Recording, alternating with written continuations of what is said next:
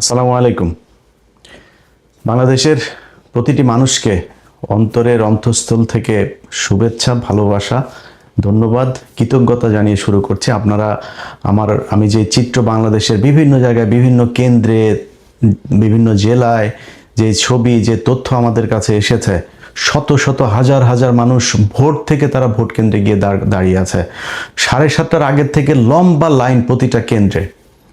আপনাদের এই যে দায়িত্ববোধ, এই দায়িত্ববোধটা আর একটু কয়েক ঘন্টার জন্য আপনাদেরকে সময় বাড়াইতে হবে। আপনারা জুলাইতে এই দেশে জীবন দিয়েছেন, আপনার সন্তান আপনার নিজের চোখের সামনে মারা গিয়েছে, আপনার এই দেশের মানুষ দাঁড়িয়ে বলেছে যে আমার ভাইকে গুলি করার পরে আমি আমার ভাইয়ের লাশ না নিয়ে যাব না, আমার ভাইয়ের আহত রক্তাক্ত শরীর না নিয়ে আমি এখান থেকে যাব না। পুলিশের গুলির সামনে দাঁড়িয়ে আপনারা টেনে হেসে আপনার আহত ভাইকে নিয়ে এসেছেন। আপনারা সেই জাতি। আপনাদের প্রতিটা কেন্দ্রে আপনি যে ভোটটা দিয়েছেন সেই ভোটটা রক্ষা করার দায়িত্ব আপনার।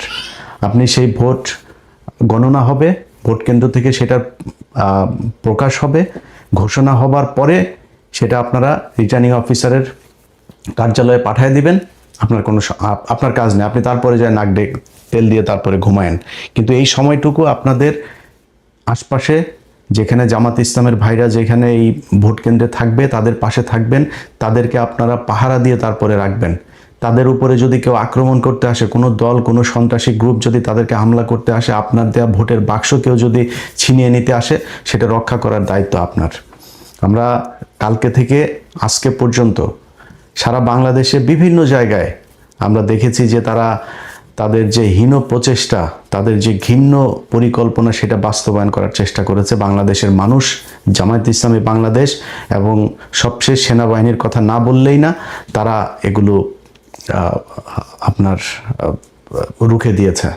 সেনাবাহিনীর একটা অংশ গতকালকেও চেষ্টা করেছে যে নীলফামারীর যে ঘটনাটা, জামায়াতের আমির তাকে বিমানবন্দরে সে আসছিল, সে বিমানবন্দরে তো সে কারোর কাছে টাকা বিলি করে নাই, সেখানে তো সে ভোট কিনতে যায় নাই, তার বাড়ি নীলফামারী। সে এইখানে বিমানবন্দর থেকে তার 50 লাখ টাকাকে বানানো হয়েছে বিপুল পরিমাণ অর্থ। বাংলাদেশে 50 লাখ টাকা এখন কোনো বিপুল পরিমাণ অর্থ না। এটা হচ্ছে 1 নাম্বার কথা। 2 নাম্বার, সে কোনো জায়গায় ভোট কিনতে যায় নাই।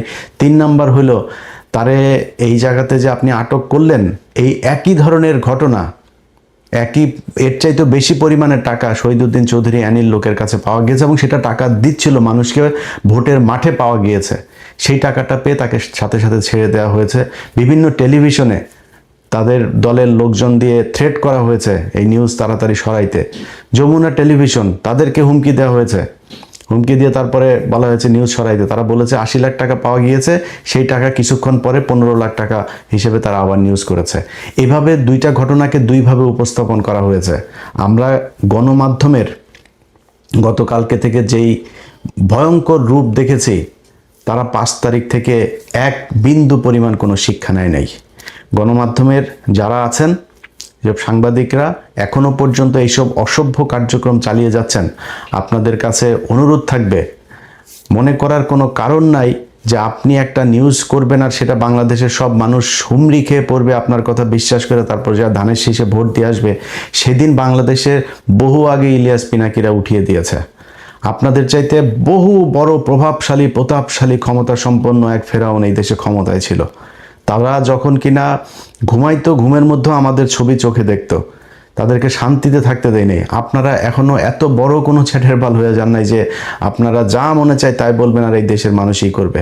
আমি ইলিয়াস, আজ থেকে সেই 2014 সালের ইলেকশনে আমার অবস্থান যেভাবে এই দেশের নির্যাতিত, নিপীড়িত মানুষের পক্ষে ছিল, আজকেও সেখানে আছে, সারা জীবন সেখানে থাকবে।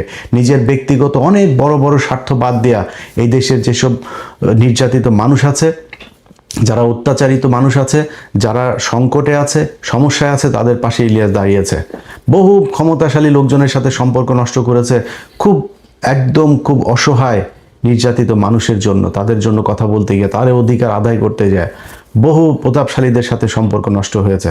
সো আপনাদের এই দেশের মানুষকে আপনারা যদি চান যে আপনারা যা মনে চায় বলবেন আর সেই দেশের মানুষ আপনাদের এইসব কথাবার্তা সব শুনে ফেলবে, এটা মনে করার কোনো কারণ নেই। আজকের চিত্র দেখেন, আপনি কয়টা রিউমার ছড়াবেন, কয়টা গুজব ছড়াবেন? এই দেশের মানুষ ভোট দিচ্ছে, শত শত হাজার হাজার লক্ষ লক্ষ মানুষ ভোট দিচ্ছে। আপনি এই ভোটের এগুলো গুজব ছড়ায় আপনারা এই করে ফেলবেন। অতএব সাবধান করে দিচ্ছি ভাই, এই নির্বাচনকে ঘিরে যদি মনে করে থাকেন বিশেষ কোনো দলকে আপনাদের ক্ষমতায়, কালকে থেকে যে নিউজ আপনারা করেছেন, বিশেষ করে ৭১ টিভি, মানুষ হয় না এখনো পর্যন্ত। এইখানে এক দলের দালালরা বের হয়ে আরেক দল আছে, তারা এসে RTV, এরা এসে নিউজ করছে। দ্বার প্রান্তে তারেক রহমান প্রধানমন্ত্রী আবার গণভবনের দরজার মধ্যে যা দাঁড়ায় আছে। আরে বাবা রে বাবা, মানে অবস্থা করুণ অবস্থা। তারা প্রধানমন্ত্রী না পারে বানায় দেয়, পত্রিকা অফিসে যদি সেই ক্ষমতা থাকতো কালকে বসায় দেয়, আজকে নির্বাচন হইতে দিত না। এরকম পরিস্থিতি। এটা করেছে এই দেশের গণমাধ্যম। তাদের এই ভয়ঙ্কর রূপ কালকে থেকে দেখছি। আজকে আশা করি এই মানুষের, আপনাদের লোকজন তো বাইরে আছে, মাঠে দেখছে কেন্দ্রগুলোর অবস্থা, আমরাও দেখছি। অতএব এদেরকে একটু বোঝার চেষ্টা করেন, এদের চোখের ভাষা দেখার চেষ্টা করেন, কি বলতে চায় এরা, কি বুঝাইতে চায়, কে কাকে ভোট দিবে, কারা ক্ষমতায় আসবে। এখনো সময় আছে কিছুক্ষণের জন্য। সো খুব সাবধানে আপনাদেরকে কাজ করতে হবে। সেনাবাহিনী সেই নীলফামারীতে যেই ঘটনাগুলো হয়েছে, সেখানেও DGFI ৩-৪ জন অফিসার জড়িত। কিন্তু এই সেনাবাহিনীর কিছু অংশ তারা এখনও চেয়েছে যে কোনোভাবে হচ্ছে বিএনপিকে ক্ষমতায় এনে তারপরে ১.৫ বছরের মাথায় শেখ হাসিনাকে ক্ষমতায় আনতে, এই দেশের রাজনীতিতে নিয়ে আসতে হবে। এই অবস্থায় এই দেশে চলবে না। আপনারা হাসিনাকে আর আওয়ামী লীগকে, ইন্ডিয়াকে যে যত আনতে চাবেন, সে তত সমস্যায় পড়বেন। তার বিরুদ্ধে আজকে আমি পিনাকি, আমরা কেন আজকে আপনাদের বিরুদ্ধে থাকবো? আপনারা ৫ তারিখের পর থেকে এখন পর্যন্ত প্রথমেই বুকে চিন চিন করে রে আপনার এই শেখ মুজিবের ইয়েতে মূর্তি ভাঙা দেখা, এটা দিয়ে শুরু হয়েছে। তারপরে আপনারা আওয়ামী লীগের প্রতি প্রেম, আওয়ামী লীগের এই দৃশ্য দেখে আপনাদের খুব খারাপ লেগেছে। তারপরে আওয়ামী লীগকে এই দেশে রাজনীতি করতে দিবেন, সব মামলা তুলে নেবেন। আওয়ামী লীগ বিএনপি ভাই ভাই, এগুলো বহু শয়তানি। 2 দিন আগে তারেক রহমানের মতো মানুষ বলে শেখ হাসিনার সন্তানেরা, পরিবারের লোকজনেরা যদি চায় তাহলে রাজনীতিতে আসতে পারেন। আপনি কে ভাই? আপনি আওয়ামী লীগকে রাজনীতি করতে দেওয়ার কে? আপনি এখনো প্রধানমন্ত্রী হয়েছেন? আপনি এই যে ঘোষণাটা দিলেন, এই ঘোষণা দিয়ে আপনার অর্ধেক ভোট নষ্ট করেছেন। আপনারা মনে করেন যে আওয়ামী লীগের ভোট নিয়ে, বাংলাদেশে আওয়ামী লীগের ভোট নাই ভাই। কয় পার্সেন্ট নেবেন? 5%, 10%? ভোট দিতে যাবে না অর্ধেক। যেগুলি যাবে তাদের উপরে আপনারা যে নির্যাতন করেছেন এই গেল 1.5 বছরে, এই মামলা বাণিজ্যের নামে, এগুলো আওয়ামী লীগের লোকজন ভুলে গিয়েছে। তারা আপনারে ভোট দিবে যায়, আপনার দলের হয়ে মিছিল করবে, আপনার সাথে মিটিং করবে, যায় যদি ভোট দিতে যায় দাঁড়িপাল্লায় ভোট দিয়ে আসবে। গ্যারান্টি দিলাম আপনারে, ইনশাল্লাহ আজকে নির্বাচনের পরে এটা রেজাল্ট পাবেন। বহু গবেষক, বহু ভবিষ্যৎবাণী, গোয়েন্দা টোয়েন্দা, অনেক কিছু, ঢাকা বিশ্ববিদ্যালয়ের ডাকসুর কথা মনে আছে না? মনে আছে? নাকে খত দিয়া তারপরে কথা বলতে হবে। তোরা আবার ফের এখন এসে অনেক এরা ভবিষ্যৎবাণী দেওয়া শুরু করছে।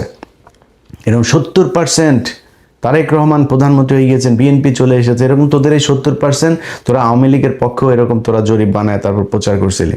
সেই আওয়ামী লীগের 70% লোক কই? 21 কোটি 22 কোটি মানুষের দেশে 5% মানুষ যদি রাস্তায় নেমে আসতো হাসিনার জন্য, আজকে হাসিনারে যাইতে হইতো না। তারা কোথায়?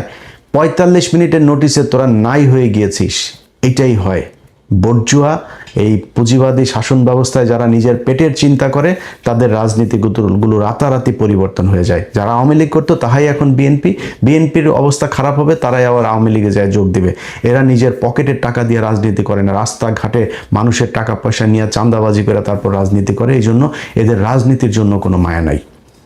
অতএব যে কথাগুলো বললাম, বাংলাদেশের মানুষের কাছে অনুরোধ থাকবে, ভাই আপনারা আর কয়েকটা ঘন্টা আপনাদেরকে কষ্ট করতে হবে। আপনারা ভোট দিয়ে চলে গেলে হবে না, রুটিন করে তারপর আপনাদের যাইতে হবে। কিছু মানুষ যাবেন, খাওয়া দাওয়া করবেন, রেস্ট নিয়ে আবার আসবেন।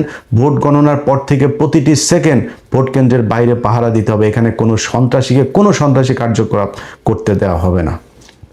এটা আপনাদের মাথায় রাখতে হবে। আপনারা এই বাংলাদেশের যেই পরিবর্তনের হাওয়া আমাদের বাংলাদেশের ভাগ্যাকাশে আমরা দেখছি, সেই পরিবর্তন যদি হয়, এটা আপনি আমার জন্য করবেন না, এটা ডক্টর শফিকুর রহমানের জন্য করবেন না, জামাত ইসলামের জন্য করবেন না, আপনার জন্য করবেন। আমি গতকালকে আমার ভিডিওতে বলেছি, ভাই আমি জামাত ইসলামের কেউ না, আমি জামাত ইসলামের এমপিও হব না, মন্ত্রীও হব না, জামাত ইসলামের কাছে আমি কোনো সুবিধা আনতে যাব না। কিন্তু আপনাদের জন্য আমি আজকে এই যে সেনাবাহিনীর সাথে আমার সমস্যা, বিডিআরকে নিয়ে, আমার সেনাবাহিনীর সাথে সমস্যা, সরকারের সাথে সমস্যা, আসিফ নজরুলের সাথে সমস্যা। এই সমস্যা এই দেশের আলেম সমাজের এখনো প্রায় 4-5 হাজার আলেম এখনো জেলখানায় আছে। এই যে তেজগাঁ থানা ছাত্র শিবিরের সেক্রেটারি এখন পর্যন্ত জেলখানায় আছে। এদেরকে নানান মামলা, কিসের সব সন্ত্রাস বিরোধী আইন, এই আইন সেই আইন, এইসব মামলায় তাদেরকে আটকে রাখা হয়েছে। এই বাংলাদেশের জন্য তো এই দেশের মানুষ মারা যায় নাই। পরের দিন যে আসিফ নজরুলকে যে আপনি এই সন্ত্রাস বিরোধী আইন এটারে বাতিল করেন, এইখানে যারা এর আগে আটক হয়েছে সব কটারে ছাড়েন নাই তারা, এখনো সেই ব্যক্তিগুলো জেলে। আপনাদেরকে আল্লাহ মানে এই যে আজাব আল্লাহ আমার মনে হয় না জীবনে কোনোদিন মাফ করবে। তাদের কারণে আপনারা আজকে চেয়ারে বসে আছেন, অথচ সেই মানুষগুলো এখনো জেলখানায় আছে। বিডিআরের পরিবারগুলো বিশ্বাস না হলে যান জেলখানায় যান। আমি তাদের ভিডিও দেখেছি, ছবি দেখেছি, আমার কাছে তার পরিবারের লোকজনেরা পাঠিয়েছে। প্রতিটা মানুষের কোমরে, এই রানে, পায়ে, নিচে সবার ড্রিল মেশিন দিয়ে আপনার ফুটো করা হয়েছে, পেটানো হয়েছে, প্লাস দিয়ে নখ উপড়ে ফেলা হয়েছে। যান, প্রতিটা মানুষের শরীরে সে আঘাতের চিহ্ন আছে। আপনারা তাদের পাশে দাঁড়ান নাই, তাদের জন্য কিছু করেন নাই। তো ভাই, আপনাদের আল্লাহ আরেকটা সুযোগ দিয়েছে, এই অধিকার আপনাদেরকে আদায় করতে হবে। আমি জামাত ইসলামের কেউ না, কিন্তু এইটুক কথা বলছি যে গতকালকের মতোই বলতে চাই যে আপনি আপনার ট্রিটমেন্ট আপনি বাংলাদেশের সরকারের টাকায় ট্রিটমেন্ট পাবেন। যেই ব্যক্তিরা কিছু হইলে, পাতলা পায়খানা হইলেও থাইল্যান্ড, ব্যাংককে, সিঙ্গাপুরে যায় তারপরে ট্রিটমেন্ট নেয়, তাদেরকে সেখানে যাইতে দেওয়া হবে না। তাদের সেই ট্রিটমেন্ট বাংলাদেশে করতে হবে এবং জামাত ইসলামকে বাধ্য করা হবে সেই আইন করার জন্য যে এই দেশের সরকার আপনাদের কাছে 1 বছর হোক, 2 বছর হোক কিংবা 3 বছর হোক, ক্ষমতা থেকে যাওয়ার 6 মাস আগে হইলেও তাদেরকে এইটা মানে প্রতিষ্ঠিত করে দিয়ে যাইতে হবে, প্রমাণ করে দিয়ে যাইতে হবে যে এই দেশে এখন এই মুহূর্তে সব ধরনের ট্রিটমেন্ট নেওয়া সম্ভব। এবং কেউ যদি কোনোদিন সংসদ সদস্য হইতে যায়, তাকে নির্বাচন কমিশনের এই মানে এই আইনের ভেতরেই আপনার নিয়ে আসতে হবে যে এই দেশে যে সংসদ সদস্য হবে সে বিদেশে যাইতে পারবে না ট্রিটমেন্টের জন্য। যদি যাইতে চান